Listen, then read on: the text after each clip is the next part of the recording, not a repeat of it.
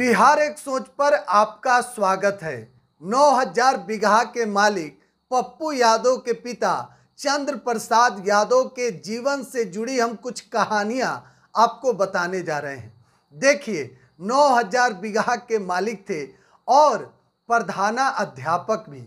शालीनता इतना कि आप उस पर सवाल ही मत पूछिए। देखिए, 9000 बीघा का मालिक यानी कि खरबों की संपत्ति, और पप्पू यादव जो अमेरिका भेजना चाहते थे, उनके पिता यानी कि चंद्र प्रसाद यादव जी अमेरिका पप्पू यादव को भेजना चाहते थे, लेकिन एक केस में पप्पू यादव का नाम आ गया और उसमें पप्पू यादव को जेल भी जाना पड़ा।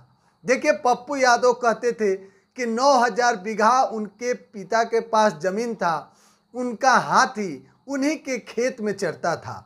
अब जरा आप गौर कीजिए, यानी कि खरबों की संपत्ति और 9000 बीघा से अब कुछ ही बीघा पर पप्पू यादव आ गए हैं। इसके पीछे के भी हम आपको कहानी बताएंगे, लेकिन उससे पहले आपको बता दें कि पप्पू यादव का जो जीवन है वह भी काफ़ी उतार चढ़ाव वाला रहा है। उनके पिता चंद्र प्रसाद यादव एक प्रधानाध्यापक थे और उस समय मुखिया भी वह रह चुके हैं। और पप्पू यादव को उनका सपना था कि अमेरिका जाएं, लेकिन एक केस में नाम आने के कारण पप्पू यादव को जेल भी जाना पड़ा। अब देखिए, पप्पू यादव का जो शुरुआत है उस पर हम चर्चा करेंगे। उनके पिता की शालीनता की चर्चा आसपास के तमाम जगहों पर होती थी कि इतने संपत्ति होने के बाद, इतने हजार यानी कि 9000 बीघा जमीन होने के बावजूद भी उनके पास शालीनता कितनी है। पप्पू यादव जो लगातार चर्चा में फिलहाल हैं और पहले से भी थे। देखिए, पप्पू यादव की कहानियां बताई जाती है कि जब पप्पू यादव चलते थे तो जलवा इतना कि साथ में 3000 बाइक लेकर, यानी कि 3000 मोटरसाइकिल से पप्पू यादव का काफिला चलता था।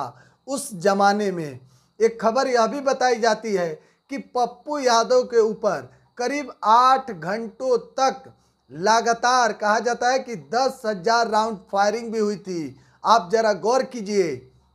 यह बात जानने के बाद पप्पू यादव के पिता को टेंशन हो गया, चिंता में आ गए, क्योंकि स्वाभाविक है कोई भी पिता चिंता में आ जाएगा। पप्पू यादव जो एक बहुत बड़ा नाम, फिलहाल तो बिहार के सियासत के साथ साथ देश में भी पप्पू यादव के नामों की चर्चा और डंका बजता है।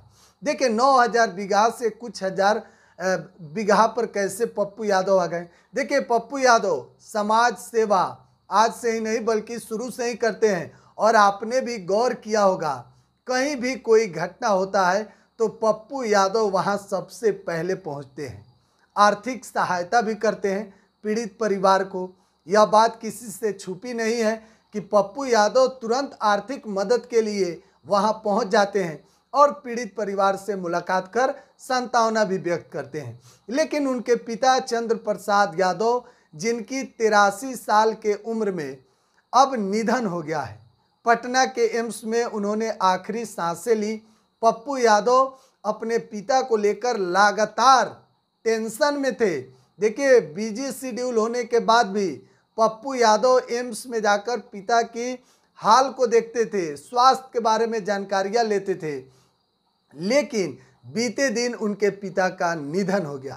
पप्पू यादव अंतिम संस्कार करने के बाद फिर से समाज सेवा में निकल गए। देखिए, इतना बड़ा हादसा के बाद पप्पू यादव जो सदमे में थे, लेकिन समाज सेवा के लिए फिर से पप्पू यादव खड़े हो गए हैं और कहीं ना कहीं समाज सेवा से जुड़े रहने के लिए पप्पू यादव शुरू से ही आर्थिक मदद के लिए गरीब के बीच में जाकर, चाहे बाढ़ का समय हो, कोरोना काल का समय हो, सभी वक्त में जब भी कोई आपदा का अवसर आता था तो पप्पू यादव सबसे पहले पहुंच जाते थे। पप्पू यादव को लेकर और उनके पिता को लेकर लगातार कहानियां जो हैं वह चर्चा में आ रही है। बहरहाल, आपको कैसी लगी कमेंट बॉक्स में हमें जरूर बताइएगा। बिहार एक सोच आप देख रहे हैं। बहुत बहुत धन्यवाद।